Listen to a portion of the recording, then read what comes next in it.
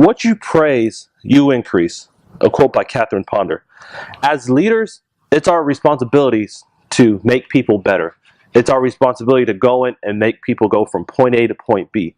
And a lot of times that can be accomplished by giving feedback. The importance of feedback is so amazing. And not the kind of feedback where you just say, hey, great job, and you go back to your office. You have to have that kind of feedback that provides detail, that says, you know what, you did a great job when you washed the windows.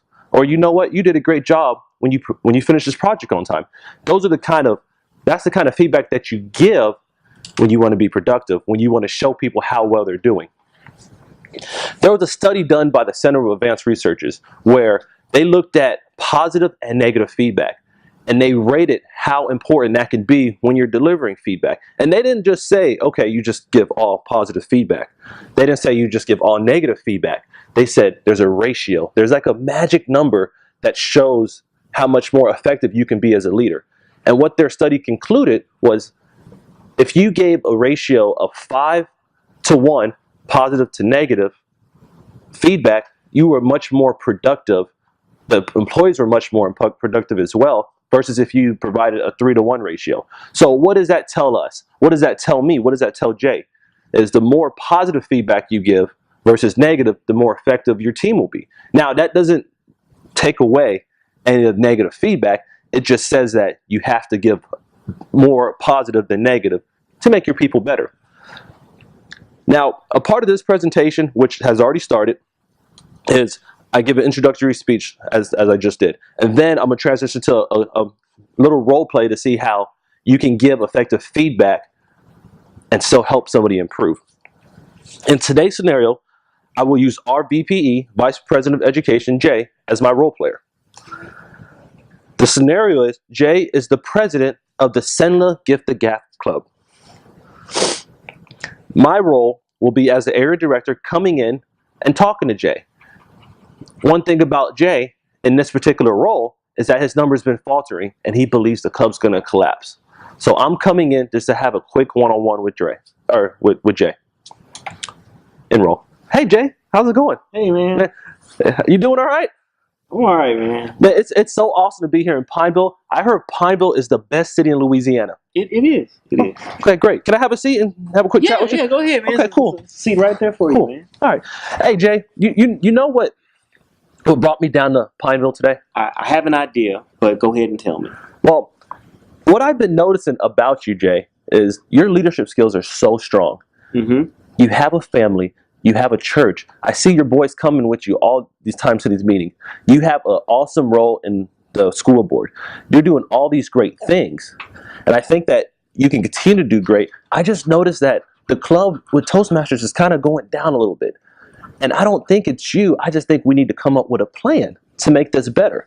I think we can come together to formulate some kind of goals and strategies to help you get to the goals you want to achieve. Okay. What has worked for me in the past is at the beginning of the year, what we do is go through a club success plan. Yeah. And we have brought in our officers. We brought in people to kind of structure that. We've had open houses. We've had little things like that to make us better. And I know you can do all of that because I've noticed your leadership skills.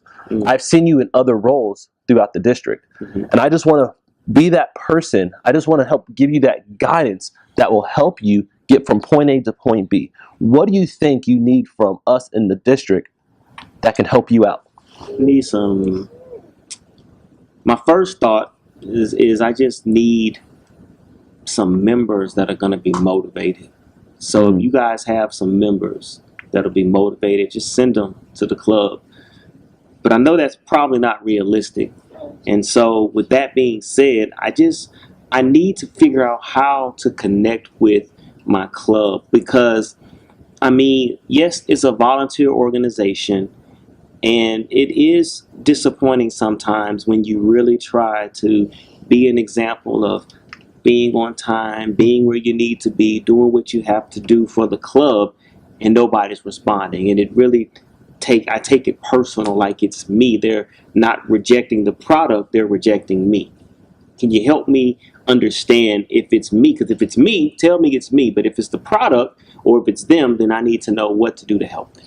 And you know what, Jay? that is going to be the strength of this club, is the fact that you have that personal connection. You have that passion to not just make this club better, but to make all of Toastmasters better. And this is what we need. We need presidents like you to help us accomplish that.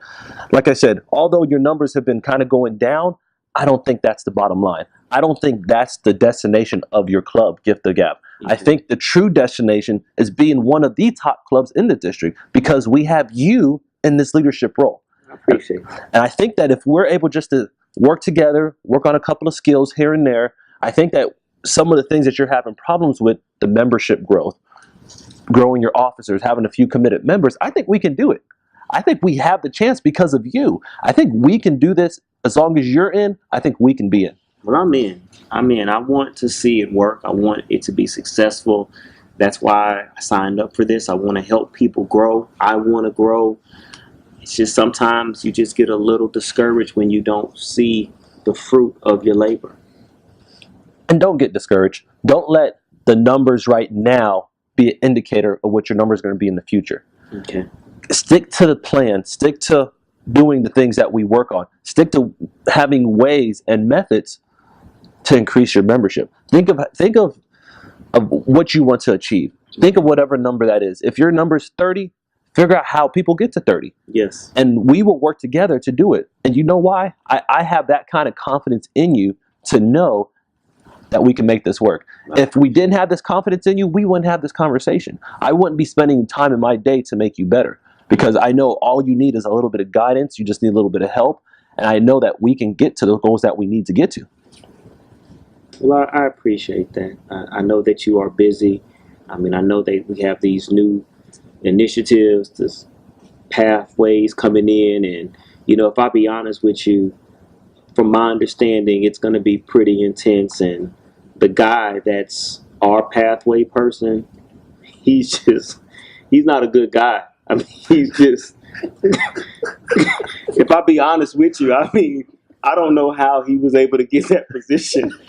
And I'm really just trying my best not to report him, because he doesn't really talk to us about pathways. Now, he's gone out of his way to talk to some other clubs, but his own home group, he came down here, he gave me a book, gave me some pens and a flash drive. And that's somebody that I really think you need to talk to. But I know at some point you'll get around to him. But I appreciate you taking time to talk to me. I feel better. I feel encouraged. And I'm glad to know that I can count on you as the area director, that I can call you, that you have an open door policy. And I really appreciate that. No problem. And you know what? As long as you're at the spearhead of this club, I don't think you have to worry about that Pathways guide. I think it could be you. I think that could be you. The way you lead, okay, you could transfer that to him. Yeah. You could transfer to that person because of your leadership skills. I think you're the person that can do all of that. I'm that confident in you. We're confident in you from the district. That's why you're like our shining light. Wow. In this district. And we know whoever we put in your path will succeed. That's why we're here. That's why we want to be here for you, to help get you through all the ways. And like I said, just because your numbers are low, that doesn't mean that's a big issue right now. Gotcha. Because we know that you can do it. Yeah. And that's the kind of confidence we have in making this district better through your leadership skills. Well, I appreciate that. I really do. I thank you for taking your time again, and I feel better. And I think that I can press a little further and keep my goal in mind and keep my eyes on the prize, so to speak. And I think we'll be good. So I appreciate your time. Okay. Thank you. Thank you very much. So you can see how you may come into a certain meeting, a certain environment, knowing that you're going to have to deliver bad news. But you can easily change it based on the words that you use, the phrases that you use, exerting and showing people that, okay, you're confident in their skill set. Even though their numbers may be low, even though they may not be performing at a peak level, you just bring in a few words, a few phrases, telling them you came out of your way just to come see them, really motivates people. And that's one of the things that we do as management, as leaders. We use these words to make them better. We use these phrases to even push them further today than they were yesterday. And that's the goal of what we do. So in conclusion, remember the quote I used. What you praise, you increase. What you praise, you increase. If you don't praise it, don't expect to increase.